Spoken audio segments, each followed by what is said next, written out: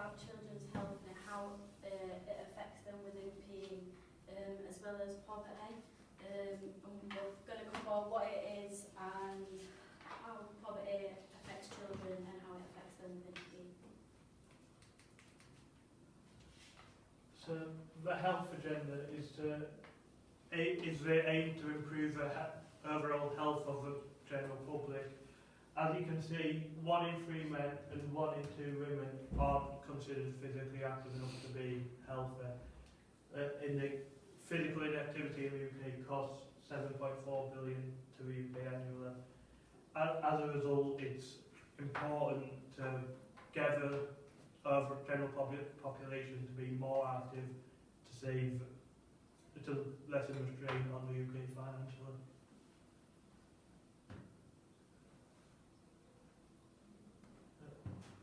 The UK has the highest mortality rate in Western Europe. Many of these deaths include causes that could be prevented through being more physically active, such as pneumonia. It is important to combine moderate and vigorous intensity activities.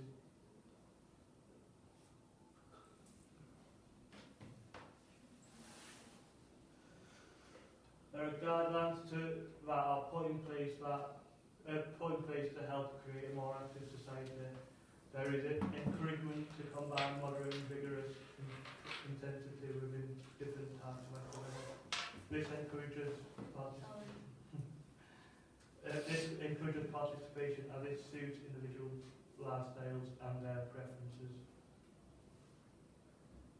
So the Healthy Child programme is something that brings together the health education and other partners to deliver an effective programme which supports as well as helps to prevent.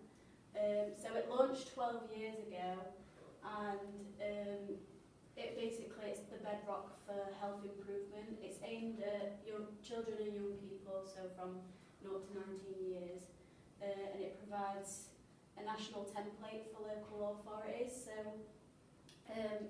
the template can be changed, so allowing the local authorities to adapt the template lets them meet the needs that community needs, and having the programme adaptable offers quality service to be recognised, which is needed for them.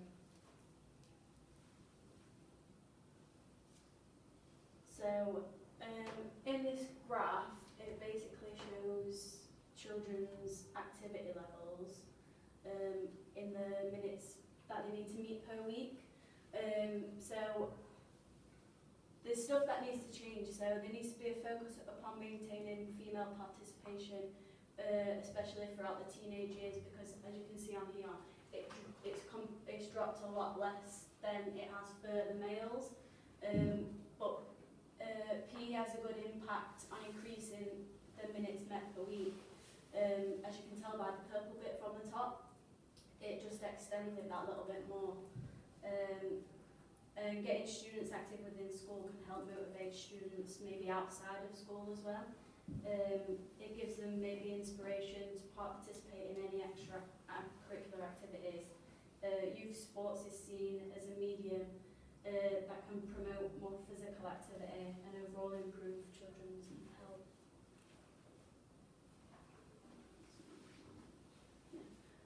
So students do spend a considerable amount of time in school, so using PE to its full advantage to get children active and meet their hours per week is sometimes hard, but can be the only time that they actually take place in any sporting activities.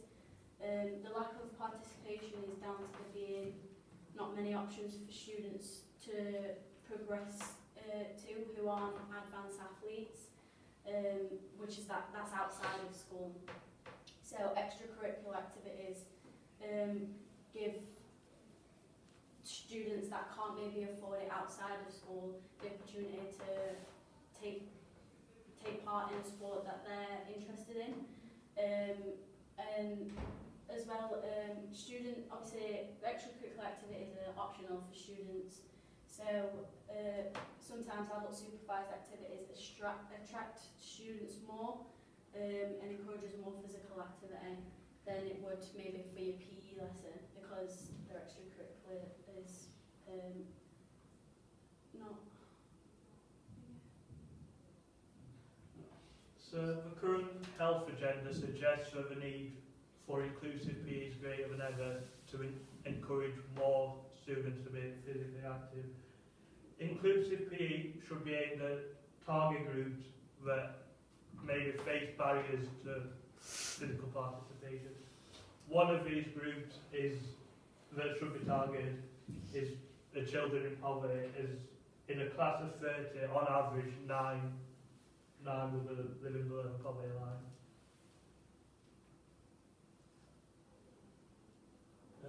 So, what is poverty? Relative poverty is 60% below the median income, and absolute poverty is below where the household income is below the necessary standard for living. For example, food, shelter, or housing.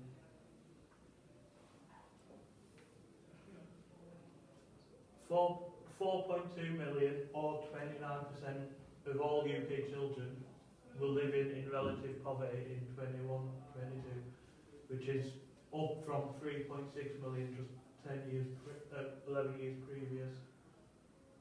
Students in poverty may struggle with body image, as they may struggle with energy and potentially illnesses such as being malnourished.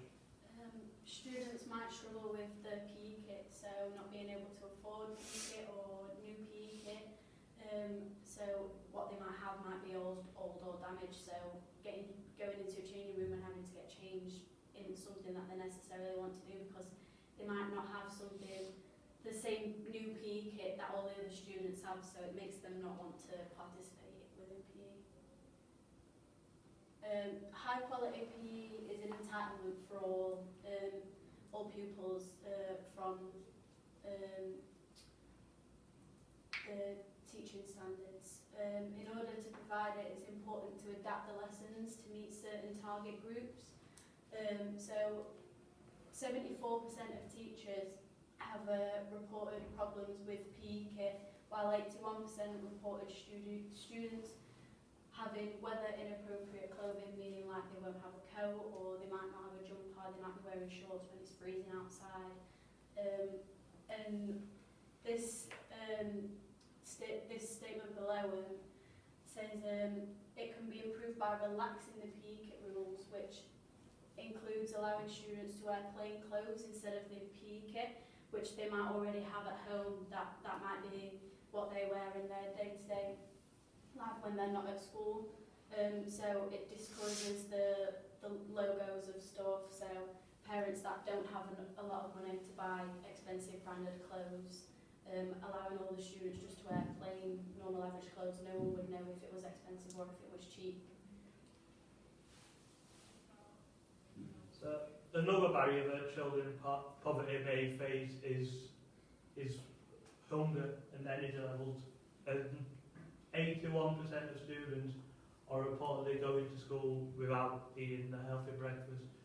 This is an issue that the Labour Party is looking to address with free breakfast clubs at primary schools. These clubs would allow all students to have a healthy breakfast before school, ensuring that they'll have enough energy to get through the day and be.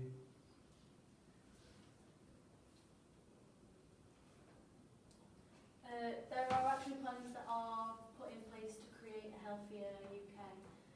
So to create a healthier UK and a more active population, healthy habits must be formed during childhood.